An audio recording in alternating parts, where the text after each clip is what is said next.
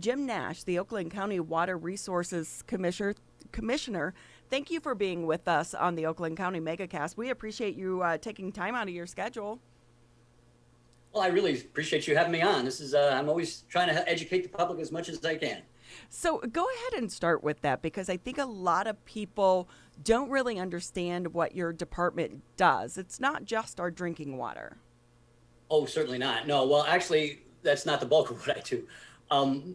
We used to be called drain commissioners. In most counties, it's an office with a few people, mostly agricultural drains. In communities that are larger communities, we have a lot of more urban, suburban drains, a lot of things that we take care of in that way. And that's what protects against flooding, against, again, pollution of our surface waters, and eventually even the aquifer if we're not careful. So there's a lot of issues around what we do. I have 370 employees. I have $500 million budget. We operate and maintain for 19 communities, systems in 14 communities, I'm sorry. We maintain large sewer interceptors for 800,000 people. We operate and maintain combined sewer and treatment systems for 200,000 people.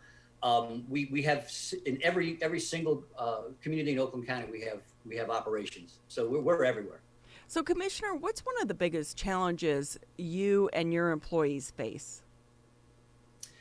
Well, right now, all the things around the virus, we're extremely careful. We quit doing shutoffs before the governor ordered it. We've been working with all the communities to make sure that all their services are kept up. My folks are emergency employees, so we're always out in the streets. We go to people's houses. You mentioned our office is closed. 90% of operations go to you. And when you do need to come to us, doing all services, we have pickup boxes if you need to pick up meters and things. That's really the only thing we do at the office in terms of picking things up.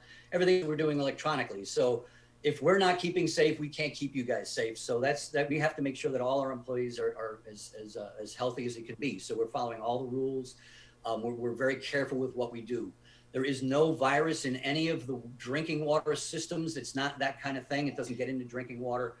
There is some in sewage, but once you guys flush your toilets, you don't see sewage until it gets to us. So there's lots of diseases in sewage. So we're always very, very careful around that. So this is something that we're also working with universities in Michigan to keep track of the levels of it. So we're actually doing a study. So potentially we can predict outbreaks before they actually start to getting significant through sewage. So there's ways that we can be utilized in this effort too. We work with the health department on that.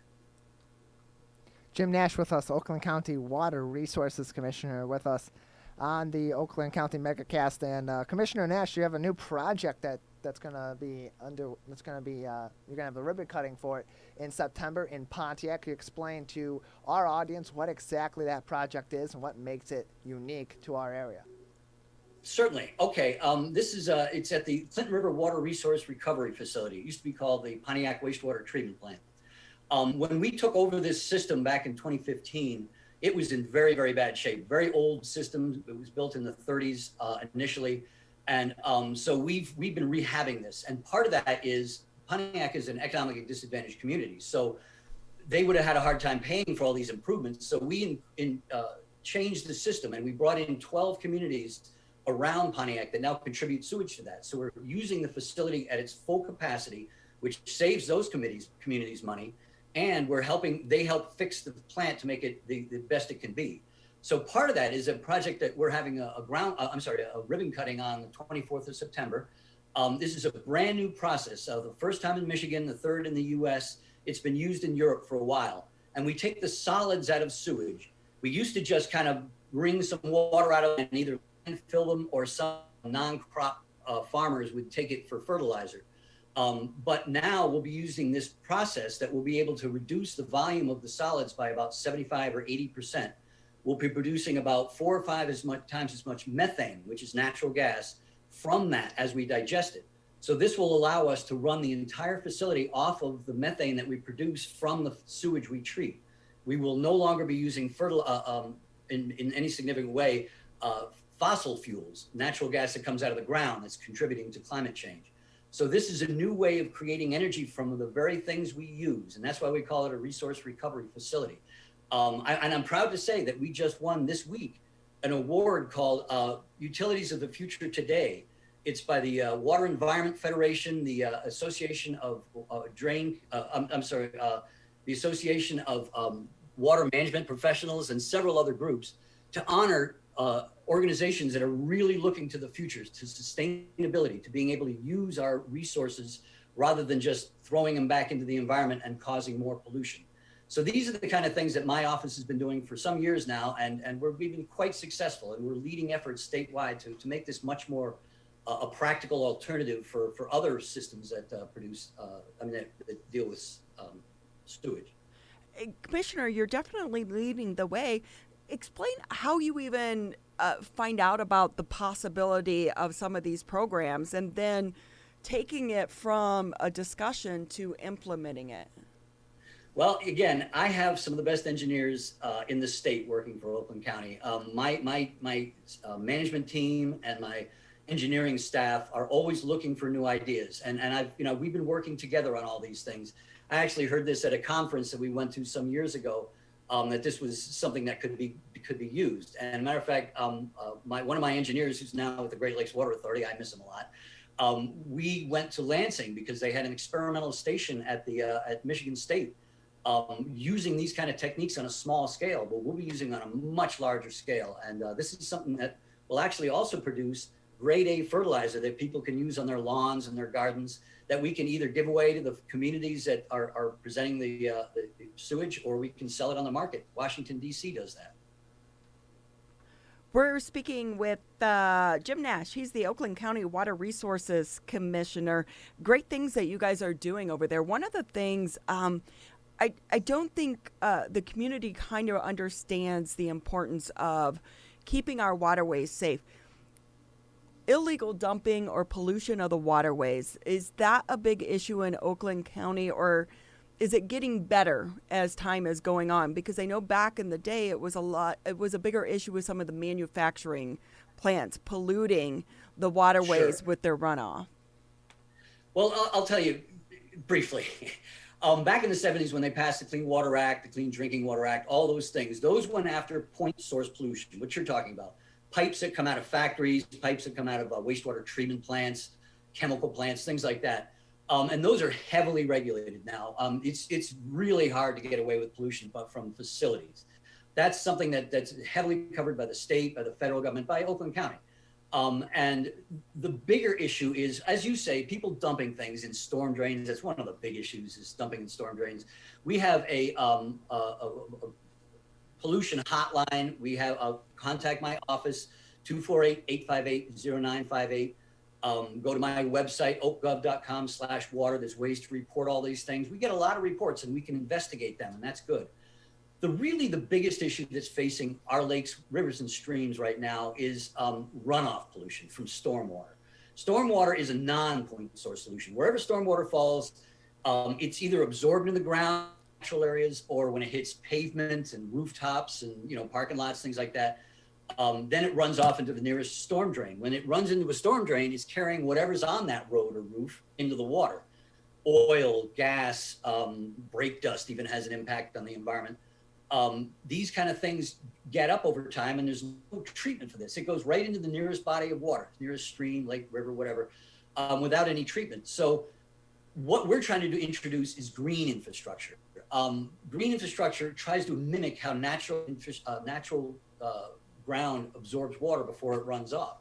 In nature, about 85-90% of water is absorbed before it runs off in a heavy storm. So when you have parking lots and roads, that's much worse. So it's bringing all these pollutants. We're helping communities develop these policies. It's called green infrastructure. Hopefully next year, we're going to change one of my positions and make it a green infrastructure coordinator for communities, so we can help them develop these policies. People put, rain barrels in their downspouts and rain gardens outside. I have these kind of things at my house. So we can collect that water before it hits the sewage. The stormwater system. So the more we can do that, the more we're protecting our lakes, rivers, and streams. People who live directly on water, that's called riparian landowners. who live directly on water, if you have grass growing right up to your yard, to the water, and fertilize that, every time it rains, the fertilizer is getting into your lake.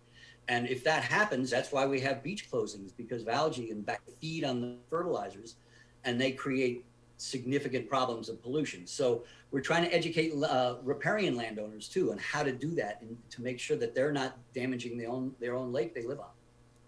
I always learn something on this show. You've been a wealth of knowledge.